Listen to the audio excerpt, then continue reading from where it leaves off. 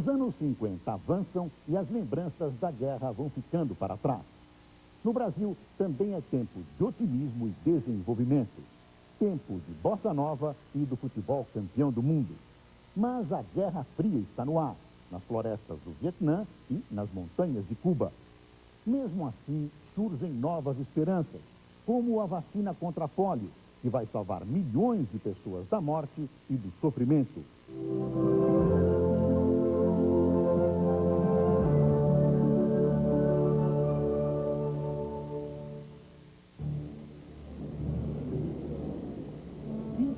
De março de 1953.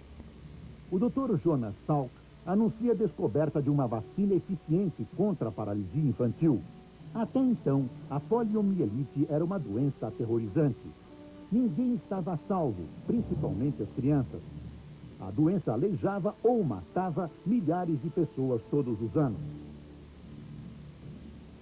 No verão, a contaminação era mais intensa. Milhões de pais se preocupavam se os filhos não seriam as próximas vítimas. Em 1952, no auge da epidemia, 54 mil casos foram registrados nos Estados Unidos. 3 mil pessoas morreram. Pela descoberta, o Dr. Jonas Salk foi condecorado pelo presidente Dwight Eisenhower. Depois dele, o Dr. Albert Sabin descobriu uma vacina oral contra a polio. Ela era 100% eficiente e abriu caminho para a erradicação da doença no mundo.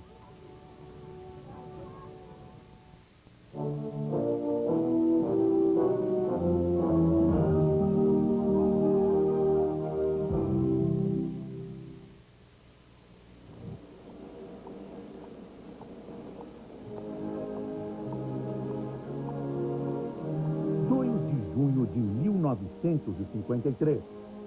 A Grã-Bretanha comemora a coroação da rainha Elizabeth II. Uma cerimônia tão requintada como jamais seria vista no restante do século.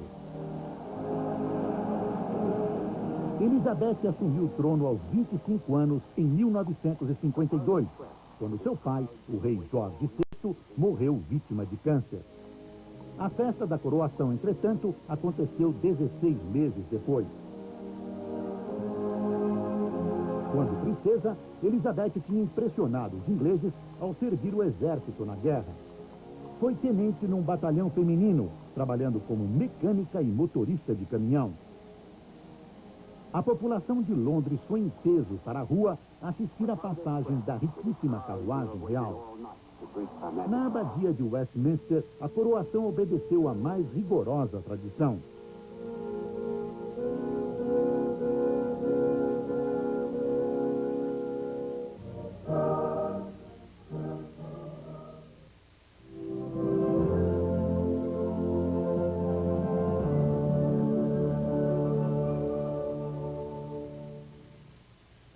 De maio de 1954.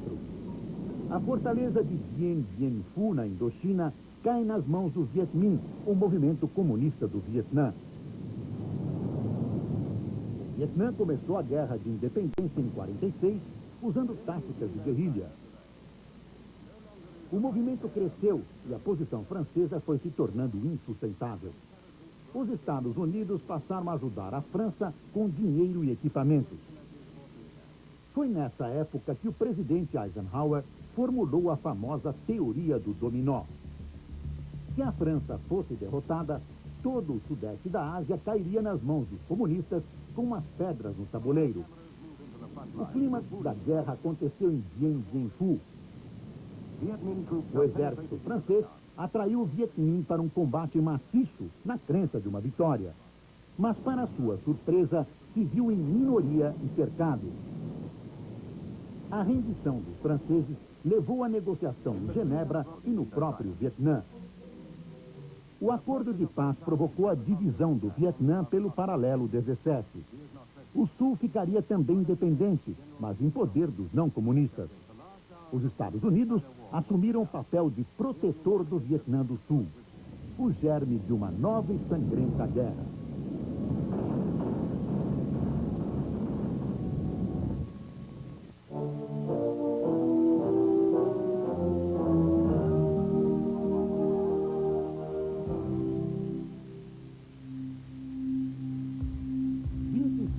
agosto de 1954. O presidente do Brasil, Getúlio Vargas, dá um tiro no peito em seus aposentos no Palácio do Catete, no Rio. Termina uma era na história do Brasil. Vargas tinha voltado ao poder pelo voto e adotado um governo de estilo nacionalista, ao contrário de seu antecessor, Eurico Dutra. O governo Dutra tinha se aliado incondicionalmente aos Estados Unidos. A recém-instalada democracia abalou-se com a extinção do Partido Comunista e a cassação do mandato de seus deputados. O Brasil abriu-se a um processo de importação desenfreado e a americanização dos costumes. Atingir o modo de vida americano era o sonho vendido pela publicidade. A indústria de Walt Disney e seus personagens simbolizavam essa invasão cultural.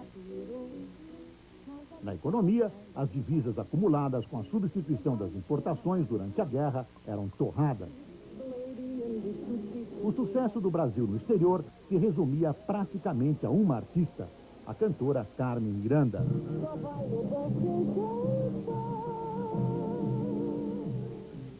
Quando Getúlio tomou posse em 51, deu meia guinada nos rumos da política econômica, adotando um nacionalismo moderado. Foi criada a Petrobras e estabelecido o monopólio da exploração do petróleo. As remessas de lucro foram controladas e a indústria de base e as exportações incentivadas.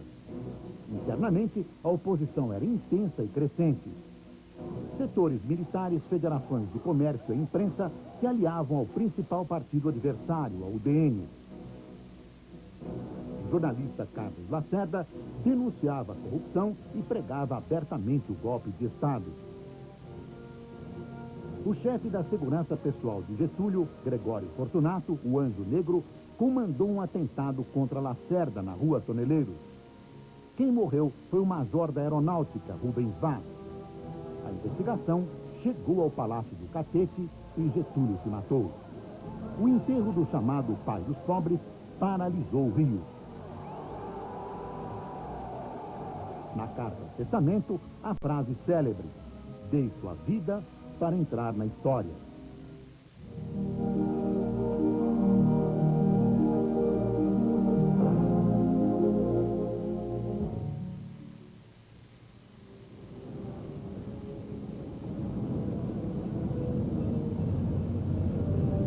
(4 de novembro de 1956). 1000 tanques soviéticos invadem o centro de Budapeste ao amanhecer. A ordem era esmagar um levante que pretendia mais liberdade e um novo estilo de governo ao povo da Hungria. O levante tinha começado algumas semanas antes. 100 mil estudantes participaram de manifestação a favor de um comunismo mais liberal. Os dirigentes do Partido Comunista, porém, classificaram os manifestantes como ralé. Foi o que bastou.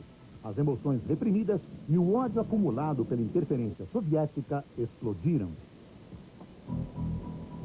Bandeiras vermelhas foram queimadas. A da Hungria exibida ostensivamente. Soldados do exército se juntaram aos rebeldes. O que começou com um pequeno protesto antissoviético se transformou numa guerra. Moscou reprimiu a rebeldia com brutalidade. Uma heróica resistência durou 2 meses. Mais de 50 mil húngaros morreram. O primeiro-ministro Imre Nagy foi executado por ter demonstrado simpatia pelo movimento de contestação.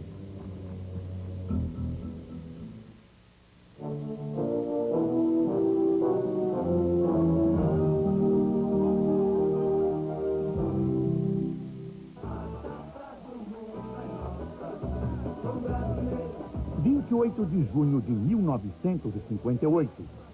A seleção brasileira de futebol vence a Suécia por 5-2 e conquista sua primeira Copa do Mundo. Começa o mito Pelé. Naquela tarde, em Estocolmo, o futebol brasileiro recuperava com juros a derrota amarga na Copa de 50 no Rio de Janeiro. A final contra o Uruguai no recém-inaugurado Maracanã estava ganha. Assim pensavam todos os brasileiros, incluindo os jogadores.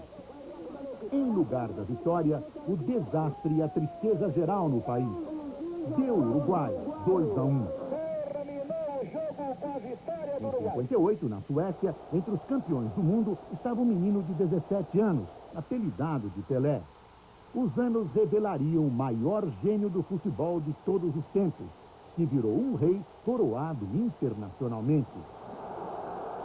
O sucesso do alegre futebol brasileiro era o símbolo de uma situação. Dessa época também é a aparentemente descompromissada bossa nova. Em torno da nova batida, nascida do violão de João Gilberto, gravitava uma geração de compositores que se eternizariam. Caso de Vinícius de Moraes e Tom Jobim. Ao som de O Barquinho, o Brasil vivia um clima de permanente verão. Na presidência da República estava Juscelino Kubitschek, um pé de valsa mineiro. Ele impôs um programa desenvolvimentista para modernizar o país. O lema era fazer 50 anos em 5. A indústria de base é incentivada, como a de bens de consumo duráveis. Surge a indústria automobilística com o Romizeta. Em seguida se instalaram aqui a Volkswagen, a Willys Overland e a Ford. A meta síntese era Brasília, construída num ritmo alucinante e inaugurada em 1960, último ano do mandato de JK.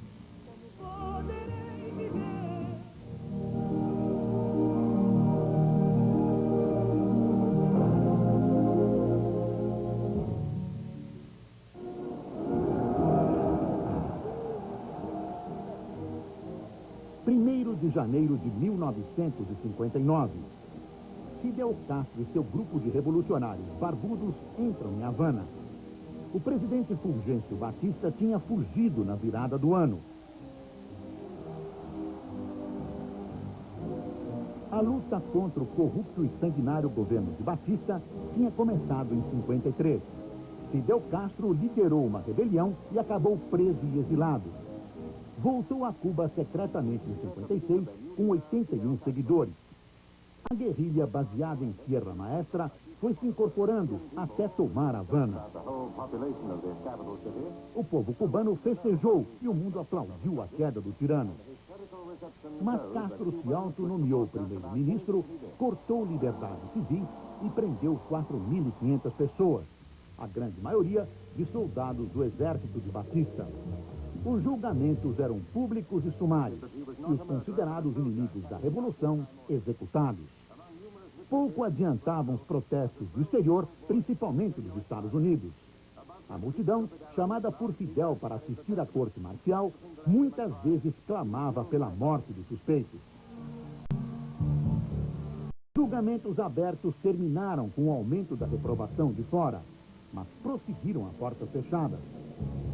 A relação entre Cuba e os Estados Unidos piorou quando Fidel Castro abraçou o comunismo e a União Soviética. Apesar do bloqueio comercial imposto pelos americanos, Cuba conquistou avanços no campo social. Mesmo depois da derrocada da União Soviética, Castro conseguiu se sustentar no poder até hoje. Amanhã você não pode perder.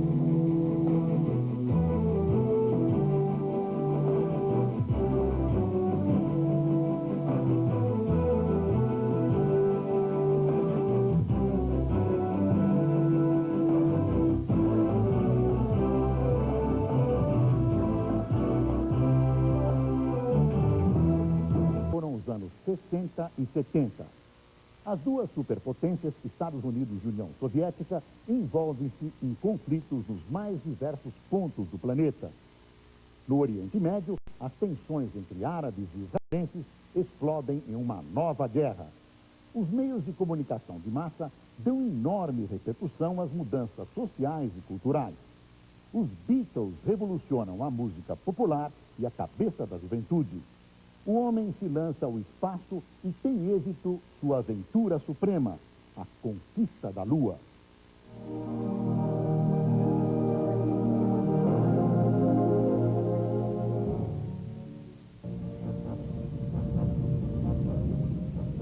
De abril de 1961. Foi o dia em que as naves espaciais passaram da ficção para a realidade.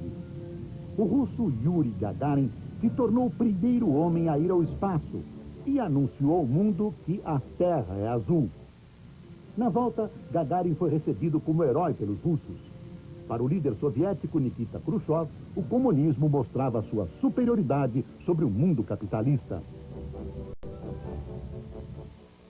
4 anos antes, a União Soviética já tinha saído à frente na corrida espacial com o lançamento do primeiro satélite, o Sputnik.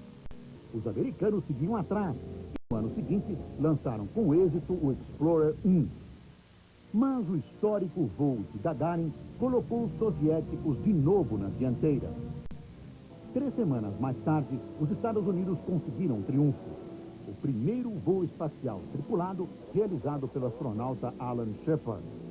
Mas o voo de Shepard durou apenas 15 minutos, enquanto os soviéticos já eram capazes de passar horas fora da Terra. German Titov, o segundo soviético a ir ao espaço, ficou mais de 24 horas em órbita. A NASA decidiu, então, intensificar seus esforços.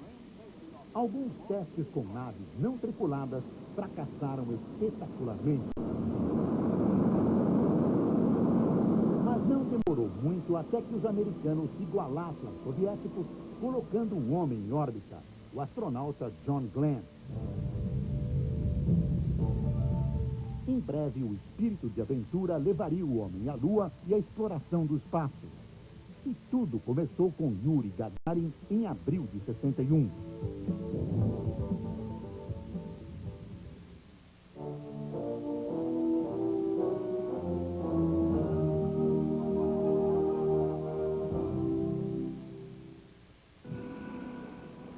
De agosto de 1961. Foi o dia em que a Guerra Fria esquentou. O povo alemão acordou com a construção do Muro de Berlim. A cidade, dividida pela política, agora estava dividida pelo Congresso.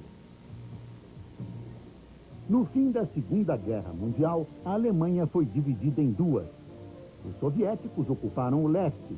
Estados Unidos, França e Grã-Bretanha controlavam o oeste. Berlim ficava do lado soviético, mas como era a capital, também foi dividida ao meio. Só que para ter acesso ao setor ocidental de Berlim, os aliados precisavam passar por território soviético. Logo, Berlim Ocidental se tornou uma metrópole industrial próspera e um foco de irritação para os comunistas. A cidade mostrava ao mundo o contraste entre a vida nos mundos capitalista e comunista. E era também uma brecha na cortina de ferro, uma rota de fuga para milhares de profissionais e intelectuais que desejavam a liberdade. Em junho de 1961, o líder soviético Nikita Khrushchev anunciou que ia cortar o livre acesso dos aliados a Berlim Ocidental. O presidente americano John Kennedy reagiu, prometendo defender aquela ilha de liberdade no mundo comunista. No dia 13 de agosto, a União Soviética fechou a fronteira entre Berlim Oriental e Ocidental e em poucos dias ergueu o Muro de Berlim. Mas Estados Unidos, França e Grã-Bretanha não recuaram e mantiveram seus direitos sobre Berlim Ocidental. Por 30 anos, a cidade continuaria dividida. Somente com as reformas na União Soviética e o fim do bloco comunista, o Muro da Vergonha iria cair. No dia 9 de novembro de 1989, as passagens fronteiriças entre Berlim Oriental e Ocidental foram abertas pela primeira vez desde 1961. Semanas depois, o muro tinha sido derrubado, apagando o símbolo de um mundo dividido.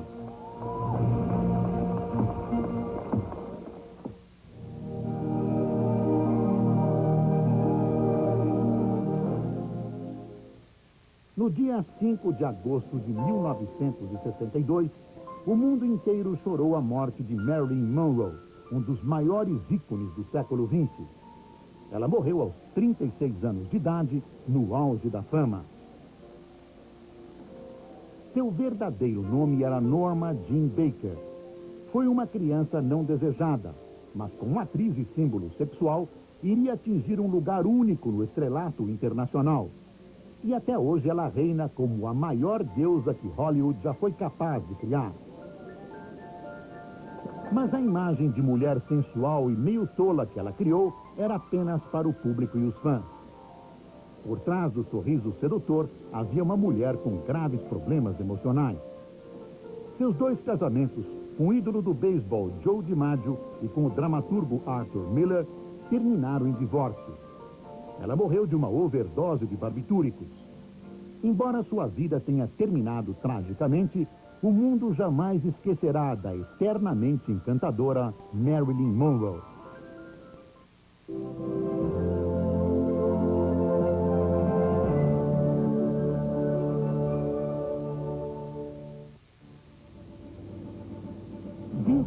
De outubro de 1962. Nunca o mundo esteve tão perto de uma guerra nuclear quanto naquele dia de outubro e na semana que se seguiu.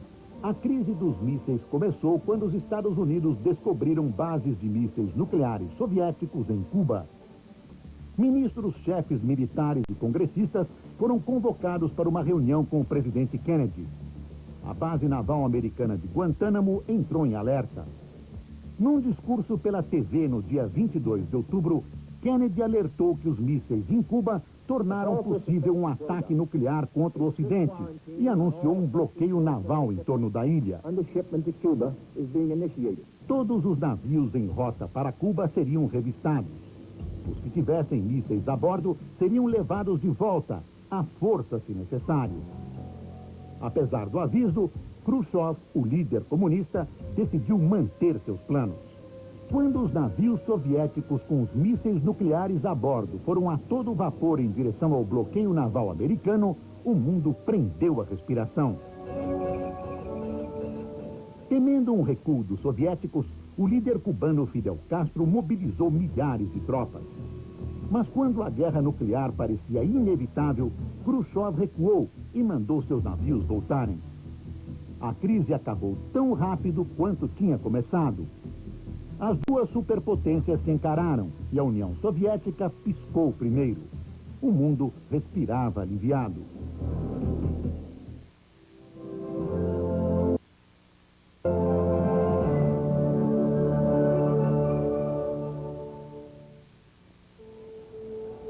22 de novembro de 1963. O presidente americano John Kennedy é assassinado. Graças ao rádio e à TV, o impacto da tragédia foi sentido de imediato nos Estados Unidos e no mundo inteiro. Kennedy e a primeira-dama Jacqueline tinham ido a Dallas, no Texas, numa viagem política. O presidente estava regimentando o apoio no seu partido, o Democrata, para tentar a reeleição. O casal estava acompanhado do vice-presidente Lyndon Johnson e do governador John Connally.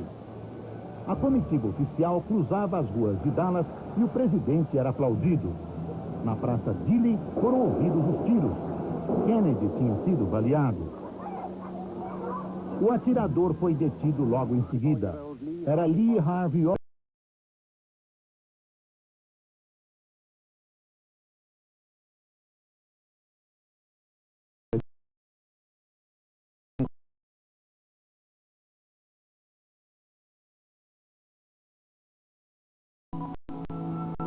O corpo de Kennedy foi levado de volta a Washington no avião presidencial. A bordo do mesmo avião, o vice Lyndon Johnson fez seu juramento de posse. A chance de se saber mais sobre o crime acabou 2 dias depois. Quando era levado ao tribunal, Oswald foi morto por um criminoso insignificante, Jack Ruby, que silenciou para sempre o único homem que talvez soubesse a verdade sobre a morte de Kennedy. Na capital americana, o corpo de Kennedy foi levado ao Capitólio, onde ficou exposto em câmara ardente. O enterro no dia 25 de novembro atraiu uma multidão e foi acompanhado por milhões de pessoas na TV. Jacqueline, que enfrentou a dor com coragem e dignidade, conquistou a admiração da América. Nascia a mística da família Kennedy.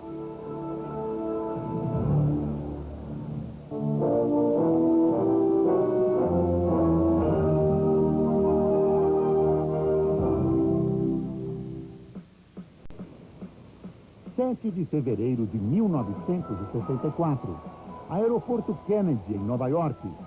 Os Beatles desembarcam nos Estados Unidos para uma turnê que iria marcar o início da Beatlemania no mundo. John, Paul, George e Ringo foram recebidos pelos gritos de milhares de fãs. Foi uma manifestação totalmente inesperada. Os Beatles tinham introduzido novos elementos de melodia e harmonia no rock and roll. Mas até sua chegada triunfal na América, o quarteto de Liverpool ainda lutava para manter seu único sucesso, Love Me Do, nas paradas britânicas. A arrancada para o estrelato começou quando o empresário Brian Epstein mudou o visual do grupo, incorporando o espírito de contestação dos anos 60.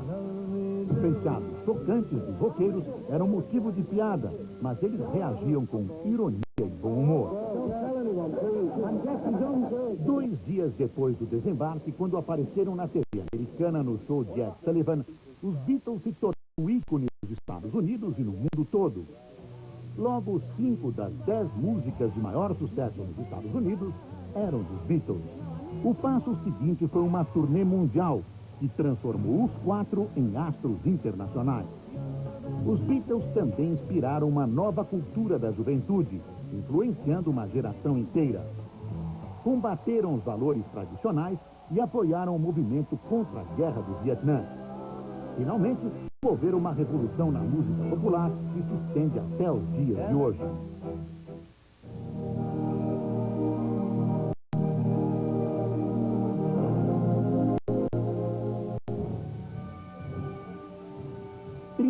de março de 1964. As Forças Armadas tomam o poder no Brasil, derrubam o presidente João Goulart e iniciam um novo ciclo político no Brasil. O Brasil vivia uma crise desde a renúncia do presidente Jânio Quadros em 61. O vice João Goulart encarnava o populismo de esquerda e enfrentava a oposição dos chefes militares. Por isso, 5 dias antes da posse de Goulart, o Congresso aprovou uma emenda instituindo o regime parlamentarista no Brasil. Logo que assumiu, Goulart passou a fazer campanha à volta do presidencialismo e pelas reformas de base, entre elas a reforma. O governador do Rio Grande do Sul, Leonel Brizola, era um dos que mais pressionavam pelas reformas. Em janeiro de 63, num plebiscito, os brasileiros votam em massa pelo retorno do regime presidencialista. As greves e protestos se intensificaram. Quando a agitação chegou aos soldados e marinheiros, os generais decidiram agir contra a subversão. Os militares não estavam sozinhos. 2 semanas antes, a Marcha da Família com Deus pela Liberdade tinha reunido 500.000 de pessoas em São Paulo.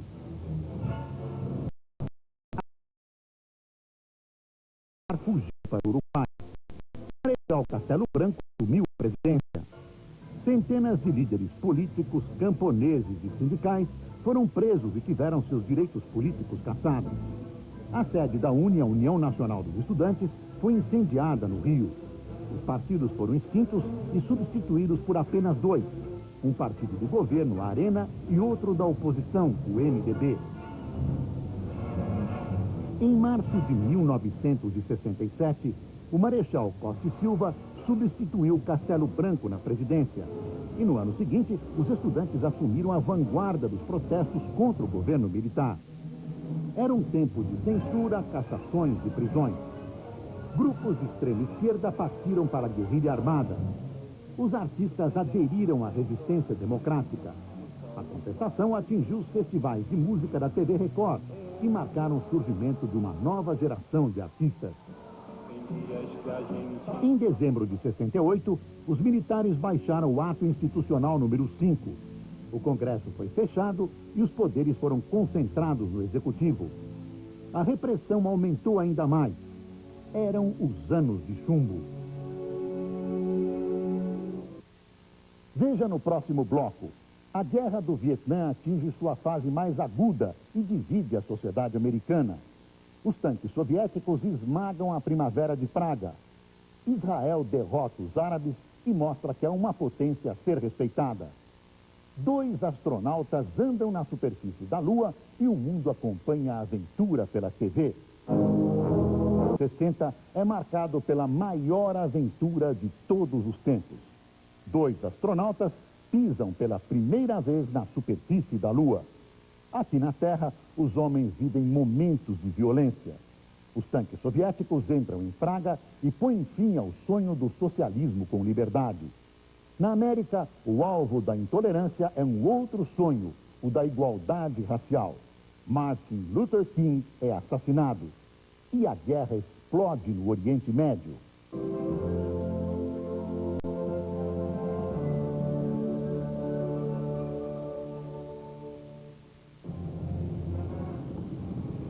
De junho de 1967.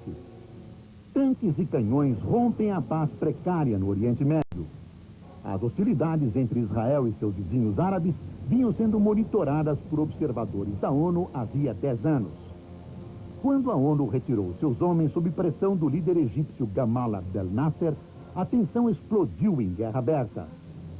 Israel escolheu a tática de que a melhor defesa é o ataque. Sob o comando do general Moshe Dayan, suas tropas investiram contra Egito, Síria e Jordânia. No deserto do Sinai, as forças israelenses avançaram para o canal de Suez, devastando o exército egípcio. Paraquedistas israelenses tomaram o setor árabe de Jerusalém e também a Cisjordânia.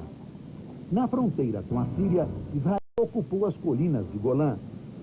Os países árabes pediram apoio à União Soviética. O mundo ocidental ficou do lado de Israel. Nos 3 primeiros dias de combate, morreram 100 mil pessoas.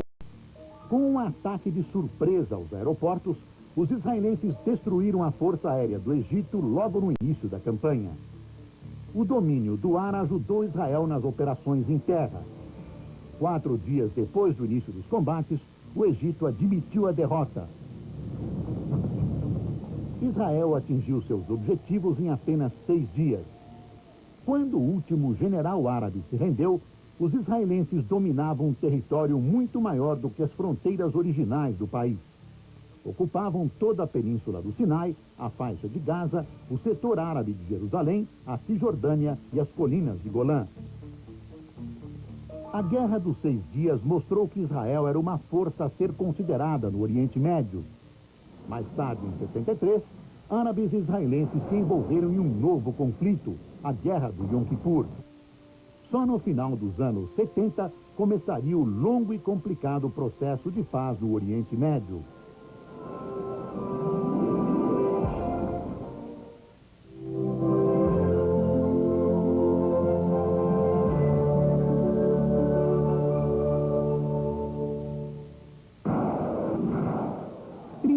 De janeiro de 1968. Essa data marca o início da fase mais aguda da Guerra do Vietnã. As guerrilhas comunistas lançaram uma ofensiva maciça no Vietnã do Sul.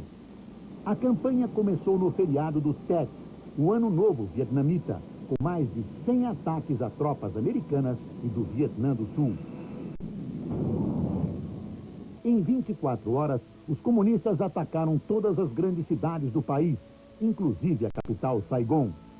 O que antes era uma guerra de guerrilha limitada às selvas, de repente se alastrou pelo país inteiro, levando a grandes vitórias dos Vietcong, como eram chamados os guerrilheiros comunistas. A ofensiva impressionou os americanos. Deu impulso a um poderoso movimento pacifista nos Estados Unidos, que pela primeira vez passaram a duvidar de sua própria capacidade militar. O presidente Lyndon Johnson reagiu enviando mais de 10 mil soldados ao Vietnã. Mas, sentindo crescer o repúdio dos americanos à guerra, abriu a porta para negociações de paz com o Vietnã do Norte, comunista. As negociações se estenderam por vários anos. Enquanto isso, a guerra continuava, dilacerando a sociedade americana, que já não via sentido em mandar seus jovens para morrer num lugar tão distante. Os dois lados chegaram a um acordo em 73, mas ainda assim a paz não voltou à Indochina. O conflito só terminou 2 anos mais tarde, quando os comunistas ocuparam Saigon e todo o Vietnã do Sul, unificando o país.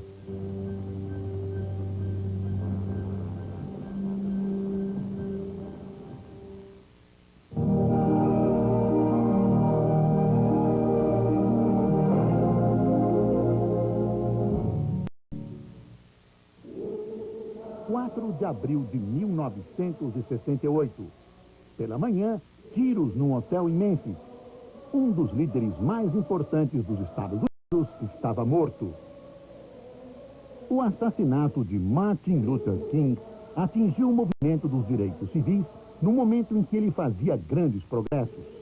Tristemente, a mensagem de não violência de Luther King foi ignorada depois de sua morte. Houve tumultos em várias cidades americanas que deixaram 45 mortos, centenas de feridos e mais de 20 mil presos. Os líderes do movimento pediram calma. 5 anos antes, em Washington, Martin Luther King tinha falado da América dos seus sonhos. Uma América em que netos de escravos e netos de donos de escravos viveriam juntos, em paz e fraternidade. O discurso foi ouvido e o mundo respondeu.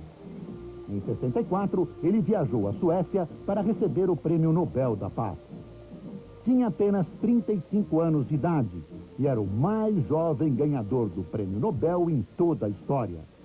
Em seus pronunciamentos, Martin Luther King sempre lembrava que havia um longo caminho a percorrer até que seu sonho se tornasse realidade.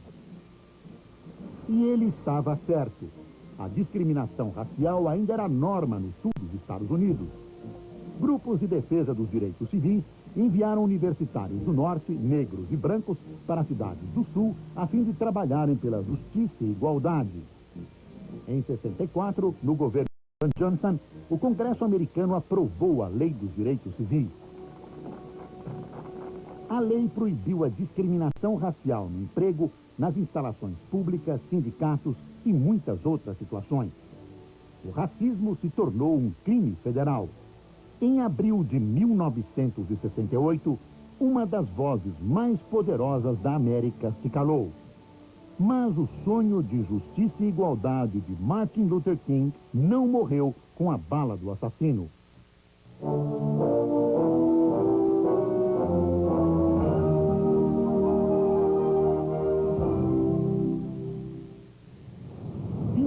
De agosto de 1968.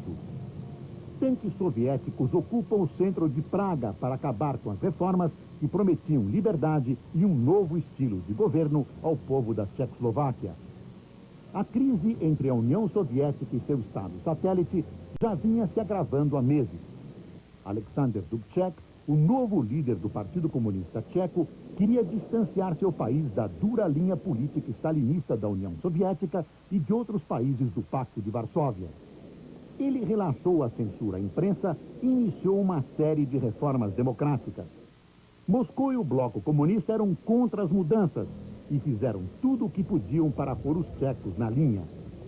Em 21 de agosto, após muitas ameaças e manobras políticas, os tanques russos invadiram a Tchecoslováquia.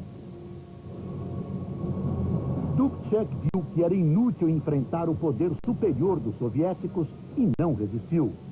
Mas os tchecos protestaram e enfrentaram uma dura repressão. 20 anos iriam se passar até que a Tchecoslováquia reconquistasse a liberdade. Mas naquela manhã de primavera, o mundo viu claramente que ninguém jamais seria livre no comunismo soviético.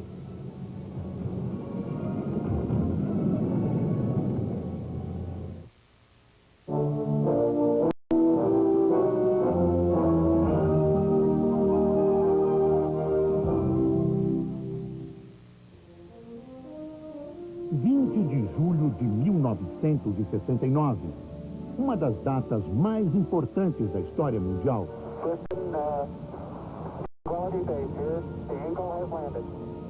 600 milhões de pessoas viram na televisão como o astronauta americano Neil Armstrong deu os primeiros passos na superfície da Lua, que representaram um salto gigantesco para a humanidade.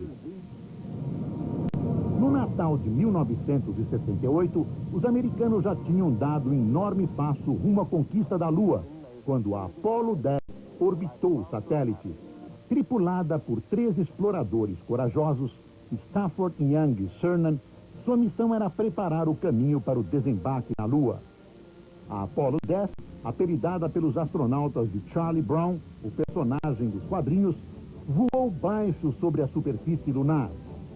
A experiência mais audaciosa foi quando o módulo lunar, conhecido como Snoopy, chegou a 14 quilômetros da Lua.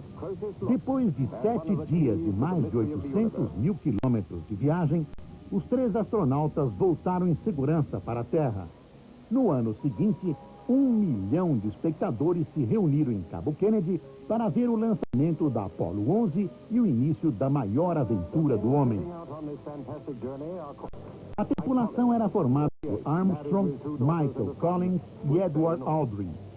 Enquanto os astronautas faziam história com seus voos, o mundo podia acompanhá-los graças às novas tecnologias. Sinais de vídeo e áudio percorriam 400 mil quilômetros no espaço até chegarem à Terra.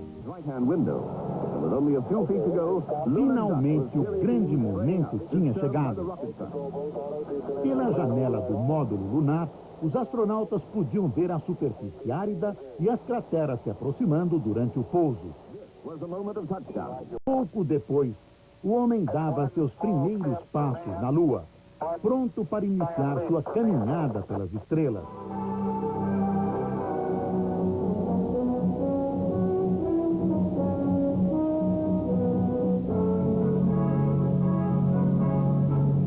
This is the century of discovery. And surely this is the story.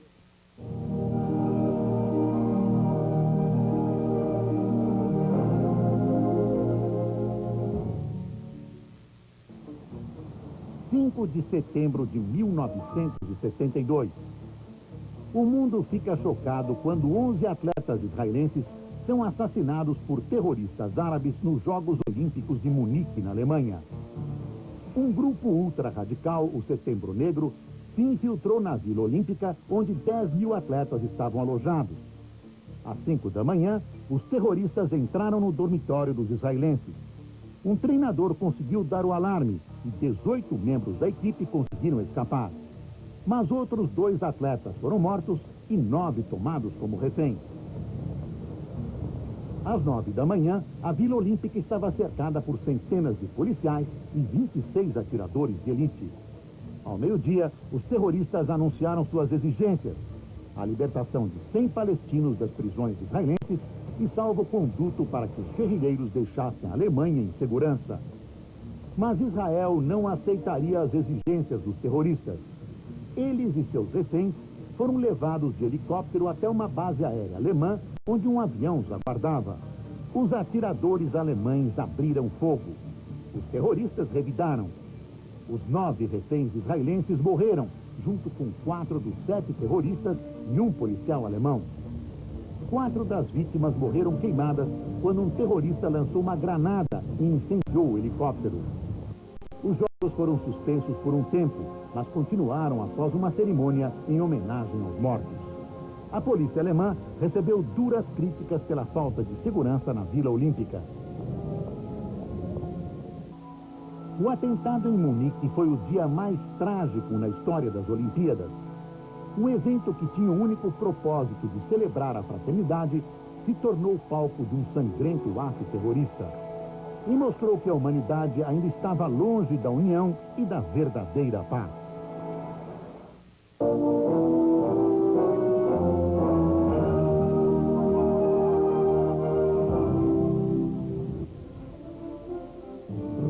De março de 1974, o general Ernesto Geisel se torna o 4º presidente do regime militar e dá início à transição democrática no Brasil. A escalada de protestos em 68 tinha levado a um endurecimento do governo militar e também a uma radicalização da luta política. Setores da esquerda partiram para a luta armada, com atentados terroristas e sequestros nas cidades e a guerrilha na selva, na região do Araguaia. Em 1969, o sequestro do embaixador americano Charles Elbrick permitiu que a esquerda conseguisse a libertação de 15 presos políticos e a divulgação de um manifesto contra a ditadura em toda a mídia brasileira. Os militares reagiram intensificando a repressão. Os 2 principais líderes da guerrilha, Carlos Marighella e Carlos Lamarca, foram mortos. Em 1970, o regime militar chegou ao auge. O presidente era o general Emílio Médici e a palavra de ordem era Brasil, ame-o ou deixe-o. Sob o comando de Pelé, Gerson e Tostão, a seleção brasileira conquistou o tricampeonato mundial no México. Mas nem tudo era festa. O modelo econômico implantado em 64 já dava sinais de esgotamento e a oposição ao regime aumentava. Assim que assumiu, Geisel enfrentou a resistência da linha dura. Em 65, o jornalista Vladimir Herzog foi morto sob tortura na sede do 2º Exército em São Paulo. Geisel afastou o general Edinardo Dávila Mello do comando de São Paulo e também conseguiu afastar o general Silvio Frota do Ministério do Exército. A ideia era neutralizar o grupo mais autoritário das Forças Armadas e iniciar uma transição lenta, gradual e segura para a democracia. A abertura, como era chamada a política de Geisel, enfrentaria muitos testes. Em 68, os operários voltaram à cena política com as grandes greves da região do ABC. O movimento grevista era liderado pelo metalúrgico Luiz Inácio da Silva, Lula, que mais tarde seria o fundador do Partido dos Trabalhadores e se tornaria um dos políticos mais importantes do país. Em 79, o general João Batista Figueiredo assume a presidência. Ele tinha sido escolhido por Geisel para dar continuidade à política da abertura. Nesse mesmo ano, o Congresso acabou com o bipartidarismo e aprovou a lei da anistia. Os exilados retornaram. Leonel Brizola, Fernando Gabeira e Luiz Carlos Prestes, líder histórico dos comunistas. O Brasil avançava rumo à democracia, mas os militares ainda permaneceriam no poder até 85. Veja daqui a pouco. Morre Elvis Presley, o rei do rock, e nasce o primeiro bebê de proveta. Egito e Israel rompem com o passado de ódio e fazem um acordo de paz. Uma revolução islâmica derruba o Shah do Irã. E os Estados Unidos enfrentam duas crises: a guerra do Vietnã e o escândalo de Watergate.